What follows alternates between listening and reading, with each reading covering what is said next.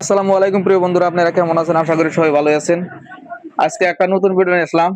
এই ভিডিওর মধ্যে আপনারা দেখতে পারবেন মানে চরের মধ্যে যে মাখর গাছ, এই মাখর আবারটা দেখতে পারবেন।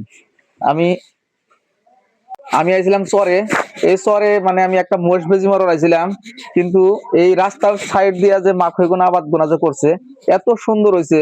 মানে দুই সাইড দেখালে মাখর আবাদ, মধ্যে দিয়ে রাস্তা, মানে এত সুন্দর ভিউ, যার জন্য আমি এই জায়গায় গাড়িটা রাইয়া আমি মানে ভিডিওটা করতেছি, বুঝছেন বন্ধুরা। মানে মাখরা বাটা এত সুন্দর হয়েছে, এত ভালো লাগছে, মানে আর আমি থাকা হারলাম না, ওই জন্য ভিডিওটা করে নিয়ে গেলাম।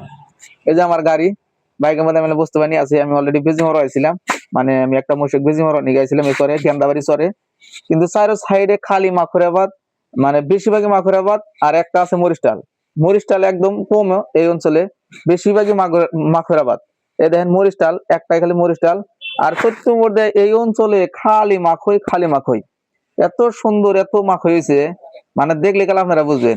মানে একদম পাথারে পাথার, খালি মাখরাবাদ। আর মরিচের আবাদটা খুবই কম। এই যে একটা মরিচ ডাল, খুবই কম মরিচের আবাদ, বেশিরভাগই মাখই।